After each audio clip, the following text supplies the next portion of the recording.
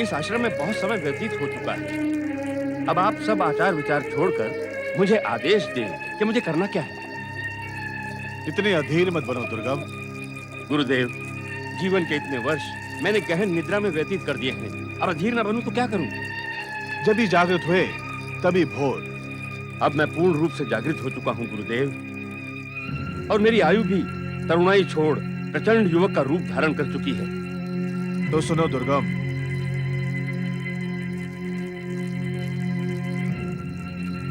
तुम अपनी शक्ति सृजन के लिए तपस्या प्रारंभ करो। तपस्या? ये क्या होती है दैत्य गुरु? संसार की समस्त शक्तियां महाशक्तियों से तपस्या के माध्यम से ही प्राप्त की जा सकती है। ये महाशक्ति क्या है गुरुदेव? ब्रह्मा, विष्णु और महेश। ब्रह्मा, विष्णु, महेश, ये सब मुझे क्या देंगे? दुर्गम, ये शक्तियां सृष्टि रचना, सृष्टि पालन और सृष्टि का संहार करती हैं। इन महाशक्तियों को अपनी तपस्या के माध्यम से प्रसन्न करके तुम इच्छित वरदान प्राप्त कर सकते हो। परंतु इस बात का क्या प्रमाण है दैत्य गुरु? तुम्हारे पूर्वज इस बात का प्रमाण है कि उन्होंने अखंड तप करके महाशक्तियों से अनेक सिद्धियां प्राप्त की, किंतु उनमें से कोई जीवित नहीं बचा। हाँ, ये सत्य है। क्यों? क्योंकि उन्होंने वरदान ही ऐसे मांगे कि उनका सर्वनाश संभव था।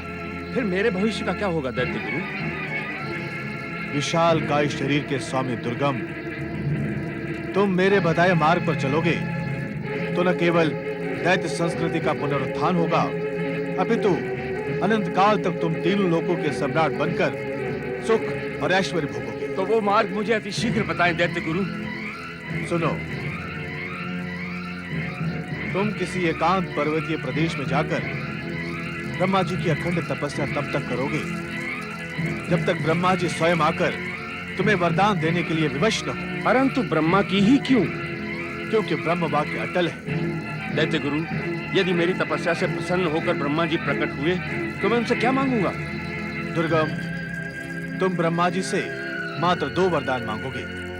पहला, वो चारों वेद तुम्हें प्रदान कर दे। दूसरा, ब्रह्मा, विष्णु और महेश अर्थात तीनों महाशक्तियों में से तुम्हारा कोई भी वध न कर सके। चारों वेद अर्थात मात्र ज्ञान की पुस्तकें, इन्हें पाकर मेरा क्या लाभ होगा?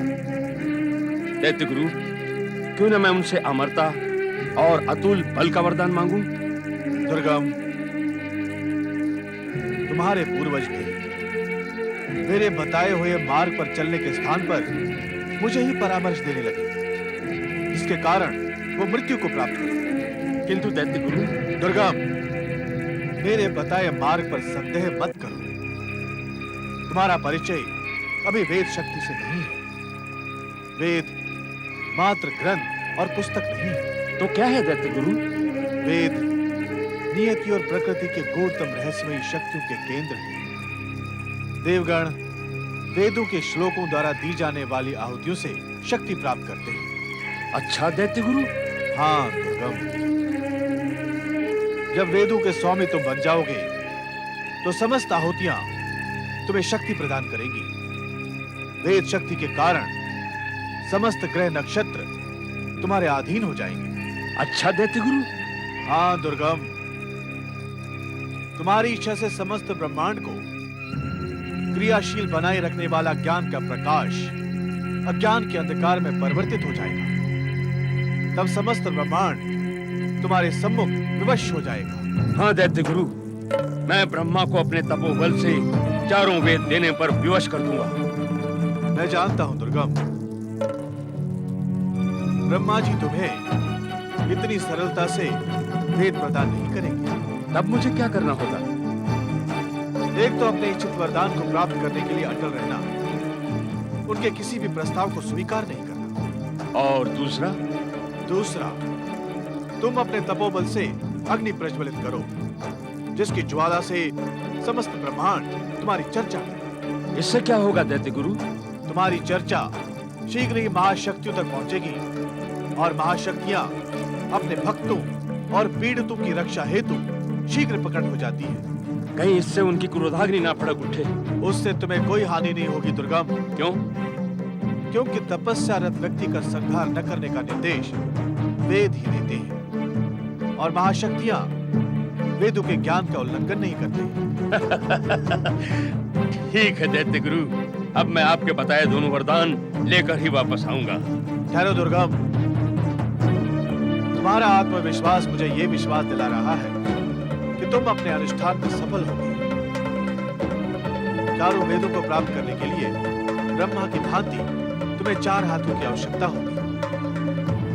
मैं अपनी सिद्ध मंत्र शक्ति से तुम्हें 2 और हाथ प्रदान करता हूं। ओम नमः शिवाय।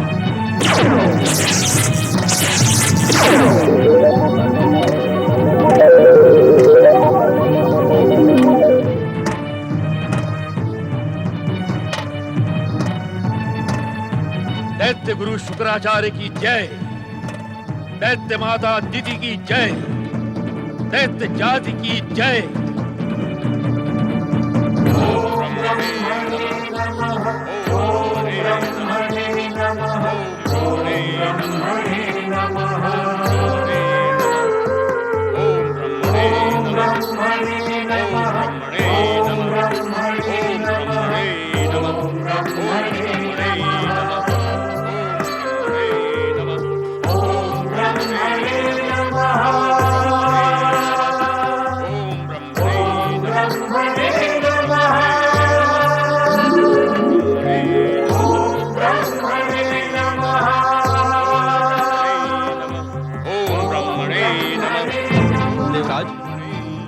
आप भी वही देख रहे हैं जो मैं देख रहा हूँ? हाँ वरुण देव, मैं भी इस दुर्गम की 4 भुजाएं देख रहा हूँ।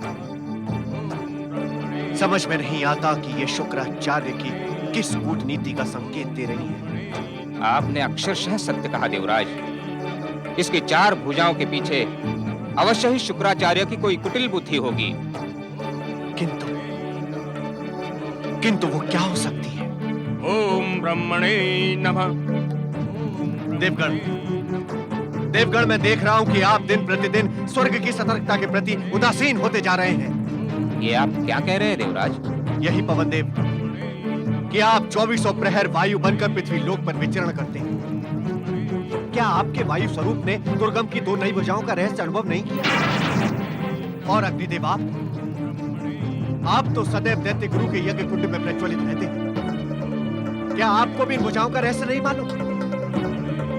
क्या ये देव राजेंद्र आप सभी पर विश्वास करना समाप्त कर दे?